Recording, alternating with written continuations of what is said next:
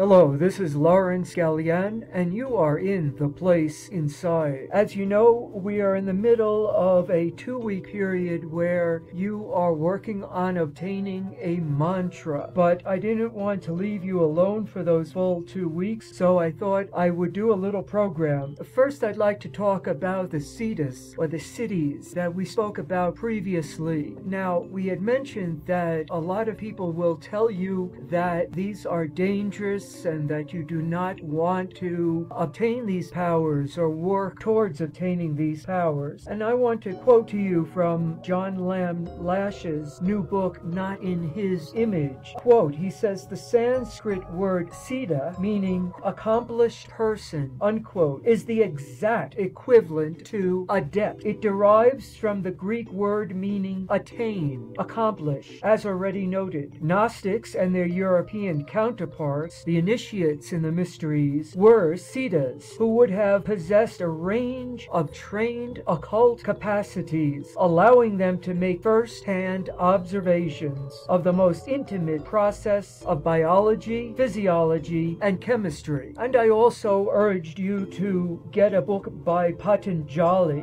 Lash also has to say about Patanjali. He mentions this: infrasensory perception at the molecular level was common among siddhas, accomplished yogis of Asia. Patanjali calls the capacity to see microscopically, quote, microcosmic vision, unquote. In the book on the Yoga Sutras of Patanjali, Mircea Eliade highlights the empirical nature of yogic training, and he says this: by achieving samadhi, which is full and flawless concentration with regard to a specific object or a whole class of objects, the yogi acquires certain occult powers or siddhis with respect to the object or objects involved in his experiment. So you see, once again, people are trying to scare you away from your full potential as a human being. The word Seeta means nothing more or less than adept. Lash says it is the exact equivalent of the word adept, or accomplished person. You must have a supreme goal, aim, or purpose. As you think of your mantra, spend time alone and ask yourself this question. Assuming that anyone will remember me after my death, what do I want to be remembered for? Do you want to be a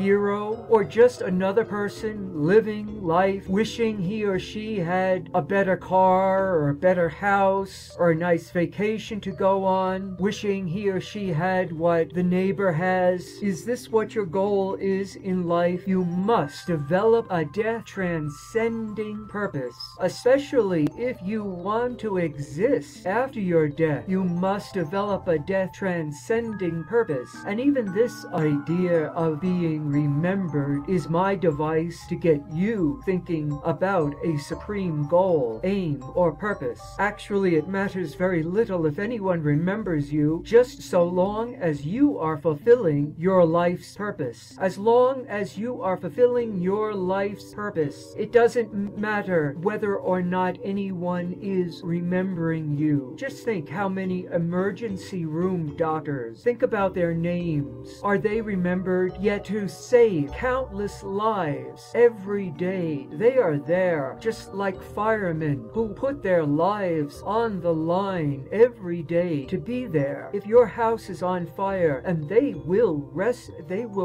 their lives to save your life. Now, we don't often remember their names, the names of the firemen or the names of the nurses and doctors in the emergency rooms, but how many precious lives do they save? But again, this too is only an example. If you realize that you are naturally gifted and talented in, say, 3-dimensional visualization and working well with your hands, an ultimate goal might be to learn everything there is to know about cars, automobile repair, mechanics. Each of you who has a car knows the inestimable value of knowing an honest and expert car mechanic, one you can trust and one you know who will do everything in his or her power to fix your car, get it running, and get you on the road. Those car mechanics' names are often soon forgotten, yet how many people do they help every day? How many people do they help so that people can depend on them, that the car mechanic will get them to work, that they will help a friend in need? This is a life purpose. Many heroes live a life of quiet heroism. Find your sacred calling, and until you find it, still perform your work, everything you do, with an excellence. Some people may mock you because in today's assembly line world, few people are committed to doing their work with excellence. Have integrity. Be known as a person with integrity. If others laugh at you and say you work too hard, ignore them. Very often, other eyes notice you and will guide you up to your proper life's purpose. There are many star beings here who quietly guide people to their true life's purpose. Remember the mantra we did, I inhale light, I exhale light. Light is fundamental to all our work, but it is not the light of regular everyday experience. It is a very special light, and this information is often very hard to come by, but I will tell you what kind of light to visualize. Visualize a pearl white light. Some people refer to it as an organic white light. Think of the white milk that comes from the mother's breast, and remember, as above, so below. This is a living light, and as you work on it, you can begin to visualize it. It is an opalescent light. It is a pearlescent light. Remember I mentioned the pearl. Another way of thinking about it is an iridescent light. These are all very, very important. As you do this mantra, I inhale light, I exhale light. It is a soft light.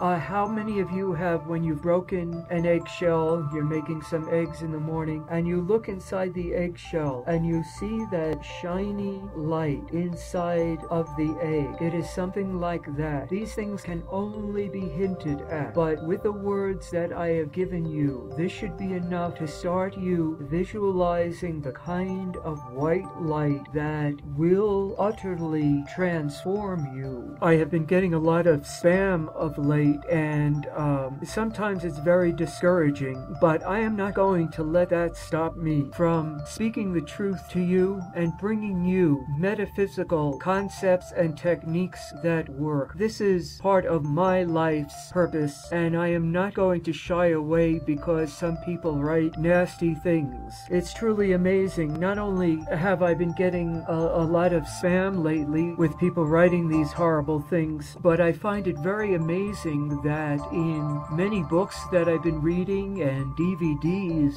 that I've been seeing, a lot of the thoughts and ideas that we discuss here on The Place Inside are beginning to pop up in the conversations, in the lectures of some of the very big names, some of the very big ufologists around the world, and in their books also. So I just like to say that while we may be a humble group, we are teaching something that is very, very important, and I know you are listening to this because you realize the importance of what we are sharing and where we are going with this. You realize that we do have an aim, a goal, and a higher purpose here. Our purpose is not to make money. As you well know, you don't see a little pop-up when you watch one of the videos that accompany these podcasts.